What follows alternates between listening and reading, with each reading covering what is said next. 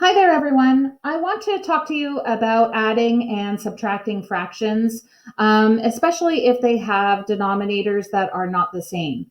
First, I want to show you an understanding that the students need to understand what the role of a numerator is and what the role of a denominator is. So rather than calling that denominator, I'm going to call that the size of the unit. And I want that to be something that the students get used to so that they know what they are talking about when we are counting our units.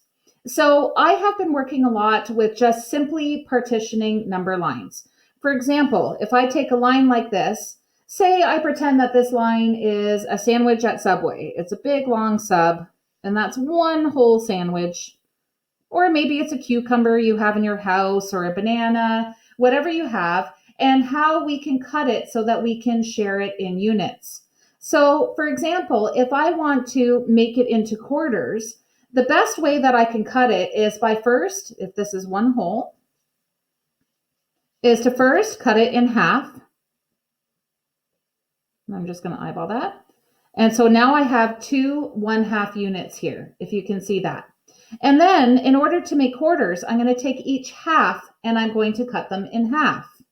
So I'm going to take this half and I'm going to cut it in half. And I'm going to take this half and I'm going to cut it in half. And you want to do the best you can to eyeball it so that each of the units are the same size. Kind of like the rule when I was growing up and we were cutting our dessert. My dad would say, one of you cut and the other one gets to pick. That makes sure that we cut even size pieces, correct? So now I have four 1/4 units. Here's one 1/4 unit. Here's another 1/4 unit. Here's another 1/4 unit. And the last 1/4 unit. You can see I have four 1/4 units. And so that's a good way of considering that. So if I were to color three of these 1/4 units, here is 1, 2, 3 of my 1/4 units. If I want to make 1/8 units, I just keep on going. So I'm going to start here. There's my sandwich. Here's my one whole. I cut it in half. I cut each half in half.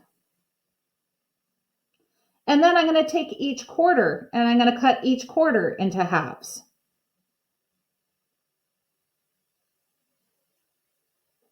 And now you will see I have 8 1/8 units. 1, 2, 3, 4, 5, 6, 7, 8. Each of these little humps, each of these spaces in here is 1/8 of a unit. And so you can see how that counts. Now that we have that understanding, I'm going to continue this in order to add our fractions. So we can do this on a number line. Instead, I'm going to draw a picture in a box. Instead of our Subway sandwich, I'm just going to make this a box. So I want to show you how we can use this understanding. Our Ontario curriculum wants to be able to have the students show their understanding of the math using representations and pictures. A lot of the students like to use the standard algorithms, and that is efficient, but this will lead to a better understanding of the steps behind those algorithms. And I do find that even in our grade 8, there is a lot of misconception that there's not a lot of understanding of fractions, and so this is what I want to develop with the kids. So I'm going to, kind of like our line that we did before, same thing, except that I'm just going to make it into a box. That might be a little bit easier for some of the kids to see. So if this is one whole box, and I want to be able to add 3/4, well, I'm going to find my 3/4 first. So here, if I cut it in half, and then remember how we found quarters, we cut each half in half. And if you don't get it perfect, you can nudge it. I don't mind. And we're going to continue to make it into 8ths, but I'm just going to show you right now that I have 3/4 right here at this mark. Because I can see 1 1/4 units, 2 1/4 units, and here's my third 1/4 unit. So here's my 1, 2, 3 of my 1/4 units. There's my 3/4. But I need to make 8ths in order to add 5/8 on this. So I'm going to go ahead and I'm going to make this into 8. So each quarter, I'm going to cut them in half.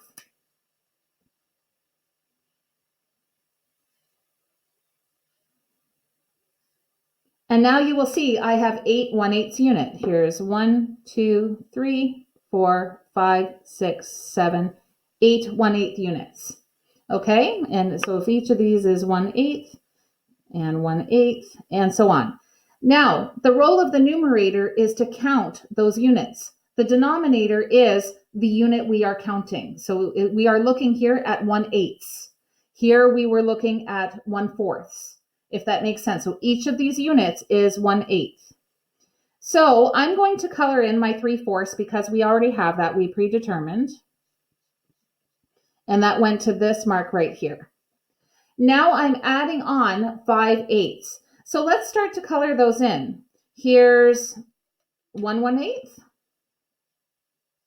Here's 2 1/8. Oh, but I need to add 5 1/8. So I'm going to have to get out another sandwich or another box. I just dropped my marker. Sorry. There we go.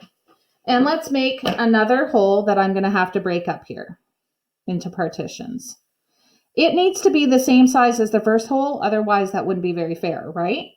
So, and I just eyeballed it. I didn't measure it. I just tried to make it as even as I could just by taking a look at it. So hopefully it's pretty close. And I'm going to do the same again. I need to continue to make 1/8 units. So I'm going to cut it in half. I'm going to cut each half in half. And then I'm going to cut each quarter into half.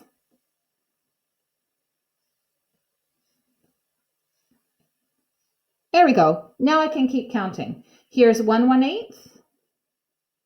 Here's the second 1/8. And I need 3 more 1/8 to get to 5/8. So here's 3, 4, 5. So all together, if we look at, so this would be one hole right here. This would be one hole right here. So that's a hole. That's our second hole. Okay, so there's 1, 2. So if I'm counting at what I have all together now, if I were to count all of my 8s, I have 1, 2, 3, 4, 5, 6, 7, 8, 9, 10, 11 8s. So there is my answer in an improper fraction. Or I can name it as a mixed fraction. So I can put, or I have 1 whole and 3/8 units of the second whole. So 1 whole and 3/8. So I hope that helps to see visually how we can add these together. Alternately, it doesn't need to be a long rectangle like that. We can do the exact same thing using, say, a square. If the kids like to work with squares instead, let's do that. I'm going to just do this very quickly for sake of time. So if I had, I'm going to put it over here, a square here. And you can get out pieces of paper and you can fold these if you want, but I'm going to cut that, that's a really terrible half. I'm going to cut that in half. I can cut each half in half, and it doesn't have to be up and down. I can cut it this way. I still have 4 1/4 units here. Do you see that? And I can color in 3 of those 4s. And so I'm going to continue over here just because I know I'm going to need to get into my second box. And now I'm adding 5/8. So if I cut each of these quarters into half, so I'm going to just do it here too. 1/2, 1/2, 1/2, 1/2. 1/2, 1/2, 1/2, 1/2. There we go. Now I can count my 5/8. 1, 2, 3, 4, 5. And you will see I still have 11 8s. 1, 2, 3, 4, 5, 6, 7, 8, 9, 10, 11. I have 11 8s, or 1 whole square, and 3/8 of the next whole square. So you can do it in all kinds of things. You can fold paper at home, however it counts to you. We can even move this onto 16ths and so on. The other way to do it is very similar to the first way, except I made it look like a box, but it can be a number line. So I'm going to make one big number line. If I have my 1 whole right here, same thing. I can cut it in half, cut each half in half, and then cut each quarter in half, There are my 1/8 units. If I had 3/4, that put me to this mark right here at 3/4. And then I'm going to add on 5/8. Well, I can see I only have 2/8 here. So I'm going to need to continue to a second hole on my number line. So if 2 was right there, I'm going to cut it in half, each half and half,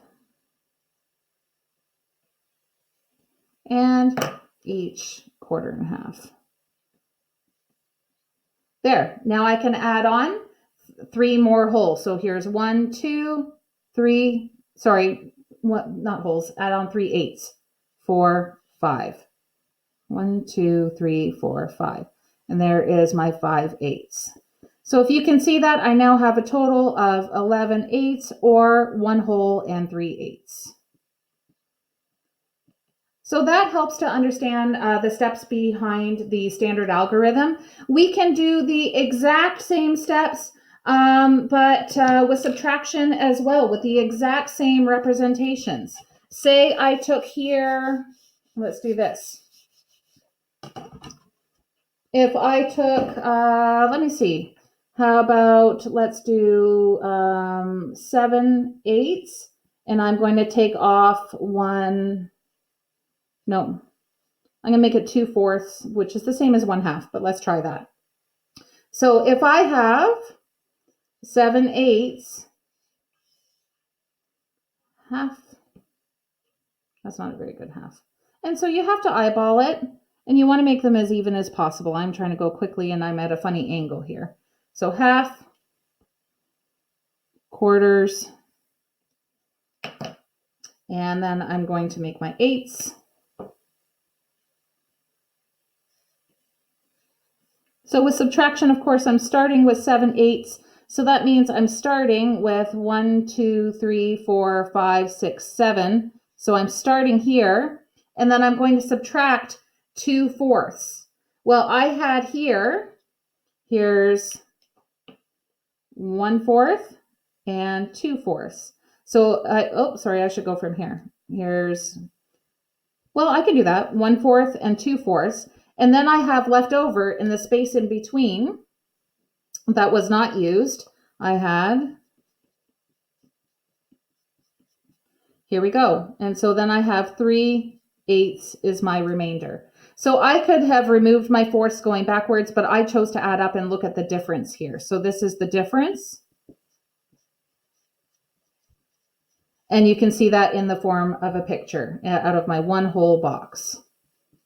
So I hope that was a very fast representation of a subtraction problem, but I hope it shows you how you can show addition and subtracting with denominators that are the same and not the same. It's really important that you look at the relationships with them to find equivalent fraction units. One other thing to note, and I did not show this example in here, is it's important to me that the kids do halves, 1/4, 8s, and then as well they can move on to even 16ths and 32nds and be able to look at those relationships. We have not spent a lot of time with this, so this is like half, 1/4, 1/8. We have not spent a lot of time on this yet, but they should be able to also know how to work with thirds and being able to make these equal units, and then look at relationships within the thirds. So they can cut each third in half, and that would give them 6, 1, 2, 3, 4, 5, 6, so 6 1/6 units. Or they can look at their thirds and break each third into thirds. And now we have our 1/3 and our 1/9 units. And then even down the line, we can get to fifths. I have not spent a lot of time with the kids on that. But then with the fifths, they can go to tenths. So if they can figure out how to partition in these ways, I went through that very quickly, but you can see how we can find equivalent fractions by knowing how to partition using our eyeballing by cutting in halves, cutting in thirds, in this case fifths, and then cutting the fifths into halves. So we have a lot of different ways that we can look at how to break up a whole unit And I really want to ingrain this in the kids' heads. So if you're looking at something to do at home, practice dividing the fractions. A lot of people will do it this way, which is wrong. They'll kind of build fractions this way. And while they might get equivalent sizes in here, that's a way of not showing a fractional understanding, because a fractional is taking parts of a whole and even going over the whole into other parts as well. So I want the kids to be able to see how that whole can be broken up in a lot of even ways so that our units are the same size. I hope that helps. That was a long video, but hopefully that will help going forward. Thank you.